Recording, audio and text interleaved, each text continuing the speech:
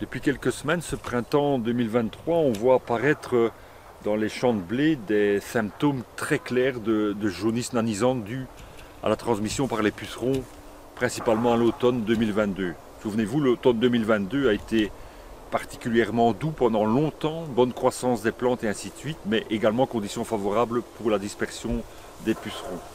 Grosso modo, jusqu'à la mi-novembre, on a eu des dispersions de pucerons tout à fait possibles. Alors bon, on se retrouve dans des situations où les symptômes sont très nets et continuent à évoluer, simplement parce qu'il y a un temps d'incubation de la maladie qui est quand même de plusieurs mois. Alors l'influence va être considérable malheureusement, puisque vous pouvez voir ici, donc entre une plante qui présente les symptômes de jaunisse, donc le rougissement, jaunissement orangé aussi, par rapport à une plante qui est saine. C'est pas seulement la taille de la plante qui va être impactée, c'est également la taille de l'épi, la fertilité d'épi et surtout le remplissage des grains. Le poids de 1000 grains va s'en ressentir également. Donc on avait connu une pareille situation, d'une gravité pareille en 2016 également, et souvenez-vous, ça avait été considérable. Alors la question qu'on se pose maintenant, est-ce que les pucerons qui ont provoqué ça peuvent avoir une influence sur la population de pucerons qui va attaquer peut-être les épis qui sont occupés à sortir? Il n'y a pas de lien direct à la base, puisqu'on n'a pas nécessairement affaire à la même espèce de puceron. Seulement, clairement, on est sur une saison puceron, que ce soit en betterave, que ce soit en pois, que ce soit en céréales ou dans d'autres cultures, clairement, la pression puceron est considérable ce printemps-ci. Et donc, on doit être très attentif. Maintenant, dans ce cas-ci, il y avait beaucoup de pucerons dans le bas du feuillage, déjà il y a 1 mois et demi, 2 mois d'ici. Et on retrouve actuellement beaucoup de cadavres de ces pucerons-là maintenant.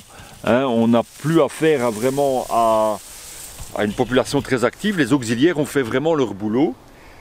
Seulement, il en reste toujours et on voit apparaître quand même certains pucerons sous la dernière feuille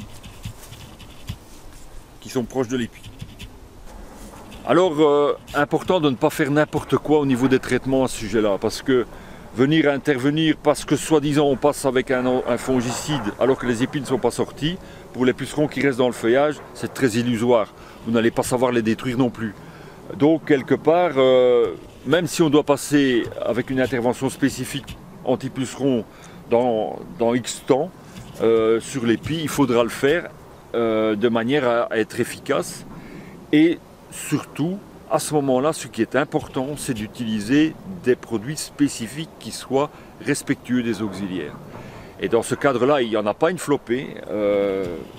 Evure, par exemple, est un produit excessivement bien adapté, puisque à la fois, bon, il va être très efficace au niveau des pucerons, mais il est également safe par rapport aux auxiliaires que sont les coccinelles, les cirfes, et ainsi de suite, ce qui est fort important, parce que quand vous appliquez le produit, vous avez une efficacité directe, mais comme vous ne tuez pas les auxiliaires, ils vont prendre le relais et ils vont empêcher les réinfestations plus tardives. Parce qu'un produit classique, je dirais, qui a tendance à être un peu un tutou, va ramener la population peut-être à un niveau bas, mais les peu de pucerons qui restent n'auront pas d'auxiliaires de prédateurs naturels, et la population va remonter directement très rapidement. Donc, importance, l'évure à 0,2 litres hectare va être vraiment dans l'air du temps, parce que c'est vraiment respectueux de la biodiversité et à la fois efficace d'un point de vue agronomique.